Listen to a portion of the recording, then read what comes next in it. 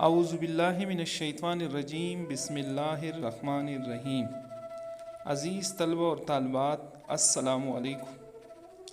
آج کی ویڈیو میں ہم مولانا شبلی نعمانی کا شخصی تعارف، ان کی تعلیم، ان کی ادبی خدمات اور ان کی تصانیف کے بارے میں جانیں گے۔ عزیز طلبہ، مولانا شبلی نعمانی کی پیدائش کا سال 1857 ہے، جبکہ ان کی وفات کا سال 1914 ہے۔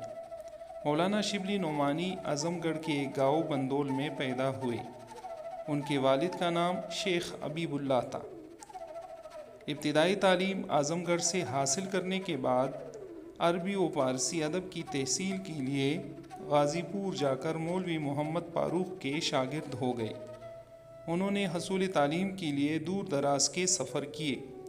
تعلیم کی تکمیل کے بعد انہوں نے وکالت کی اور کچھ عرصہ امینی دیوانی یعنی سول جج کی حیثیت سے کام کیا، لیکن جلد ہی طبیعت اچاٹ ہو گئی۔ سر سید سے ملاقات کے بعد وہ علی گڑھ کالج میں پروفیسر مقرر ہو گئے۔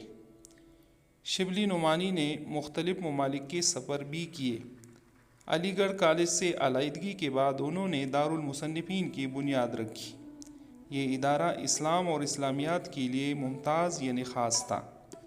شبلی نعمانی ایک نابغہ روزگار ہستی تھے، یعنی اپنے زمانے کی انتہائی قابل اور ممتاز شخصیت تھے۔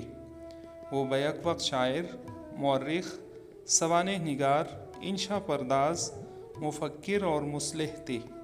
وہ سر سید کے دبستان سے وابستہ تھے، لیکن ان کا اسلوب اور طرز بیان منفرد تھا۔ وہ اپنی تحریر میں تشبیہات اور استعارات کا بخوبی استعمال کرتے تھے۔ ان کی عبارت مختصر اور پرجوش ہے، تحریر میں روانی اور دلکشی ہے۔ وہ اپنی بات کو منطقی استدلال اور عقلی دلائل سے ثابت کرتے ہیں۔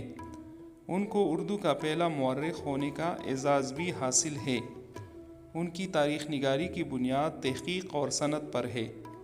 ان کا سب سے بڑا کارنامہ سیرت النبی صلی اللہ علیہ وآلہ وسلم ہے۔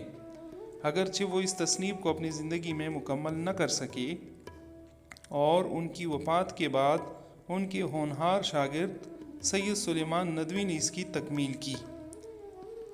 مولانا شبلی نعمانی کی تصانیف کے نام یہ ہیں: سیرت النبی صلی اللہ علیہ وآلہ وسلم، الفاروق، المامون، الغزالی، سیرت النعمان، شعر العجم وغیرہ۔